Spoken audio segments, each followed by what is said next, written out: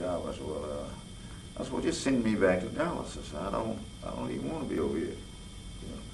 You know, and so we talked, and he said, no, says he didn't want to send me back because he knew what I would tell the main man, you know, about how he did it. So he says, well, says I'll just let you work over here in that position then, if that's the only way you're going to do it. I said, well, that's the only way I'll be over here. I said, I was sent over here for that job, and the job was open. I said, I don't know why you didn't tell your boss over there that the job was filled.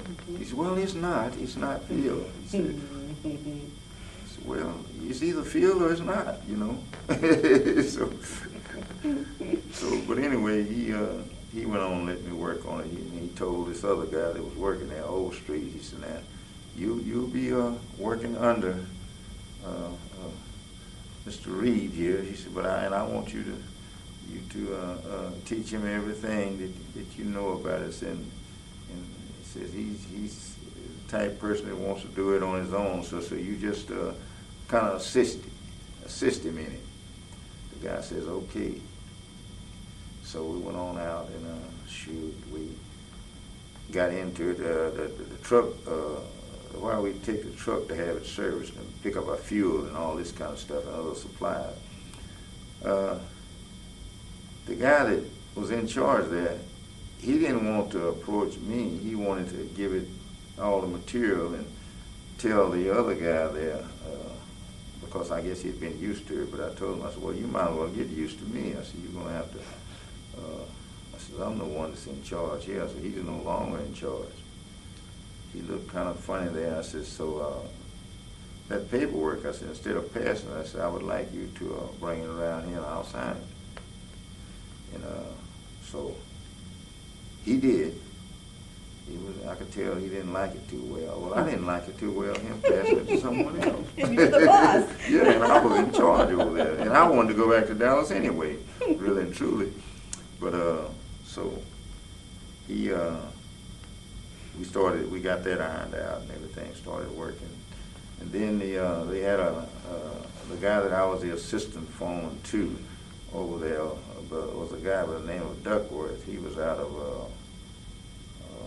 in West Texas. That's Slayton, Texas, or somewhere out in that little old town. But anyway, he didn't like the idea of having a black man as assistant under him, because of the fact the way he treated me, the way he would do. He would explain everything that he wanted done. He wouldn't tell it to me, but he would want to tell it to all of us together at one time, and then I just take note on what they were to do and to see that they got that part done.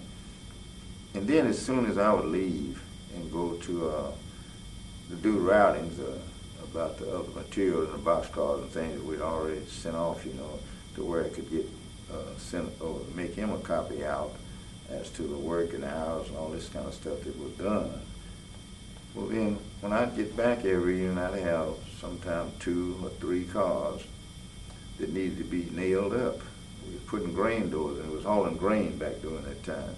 Of course, hauling grain and sack feed and all. But I had to go about classifying those cars, and tell the guys which boxcar they had to fix for grain loading, and I had to make sure it didn't have any leaks in this top or in the ceiling. There were 2 larger cracks in the floor. The floor was fairly smooth because of the fact that the sack feed that you put in there, they would tear, if you hit a rough place or nails in the hole, and they had to get in there and clean that car up. So I picked the cars that needed the least work, to clean up, and the rest of them I just bared on them, sent them on back, let them put us some better cars over there for the guys to work with.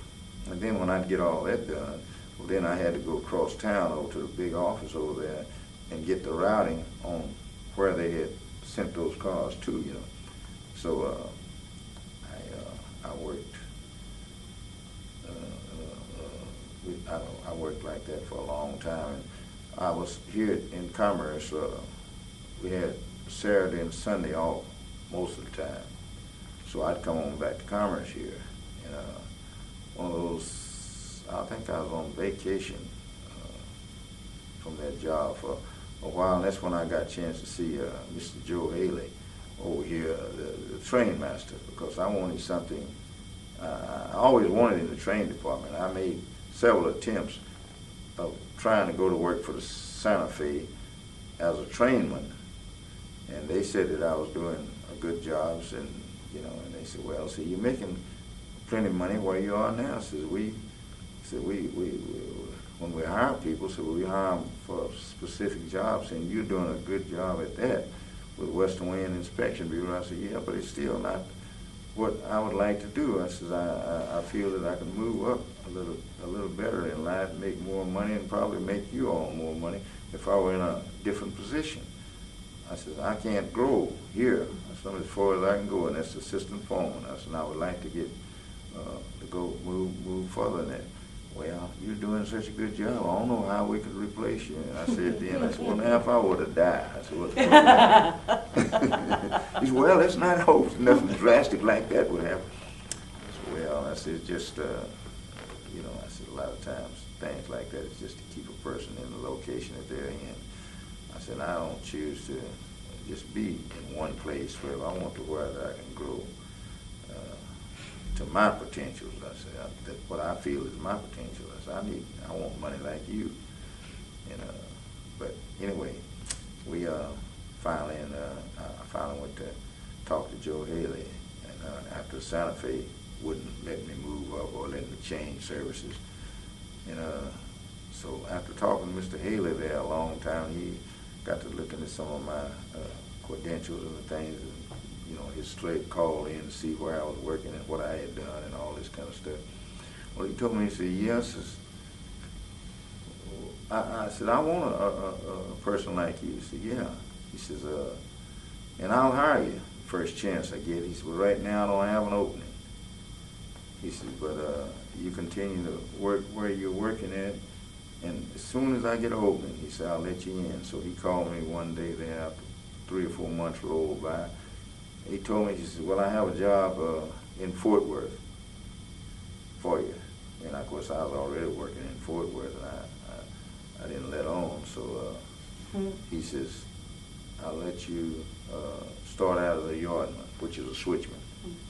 He said, and it's a bunch of good guys over there, so y'all will be making up the train that comes through Commerce here and goes on to Texarkana. He said, that way you'll learn your station numbers. He said, you'll be ahead of a lot of these guys that's newly just now starting out, said, because you'll know how to switch boxcars. You'll know how to switch them in station order. So you can familiarize yourself with station and how to entrain cars and how to make up trains. So I appreciate it. And I told him, I said, yes, I'll take that. So I worked, well, I had to work for 60 days. I had to work 60 days. I had to work 2 jobs. The job that I was on as assistant foreman, plus hold down the switching job. How many hours a week was that? Oh, shoot. Sometime I just had room to time to get from one job to another. But of course, in my own mind, I developed some how to lie to get me a little rest. And I used more of that mirror's eye wash in my eyes than I could dream of it. Shoot. And of course, the guys, they liked it because of the fact that I was trying so hard, and they said that I was quick to catch on to it, that switching and stuff, And they would help me out a little bit on that shoot. When I sit over there, we'd be going down the hill or something, I sit over and nod off to sleep there. They wouldn't bother me until we got there, and then he'd touch me there because Mr. Black there, his last name was Black. I think Phil Black. Well, anyway, oh shoot, he told me I was mostly on his shift all the time, and he told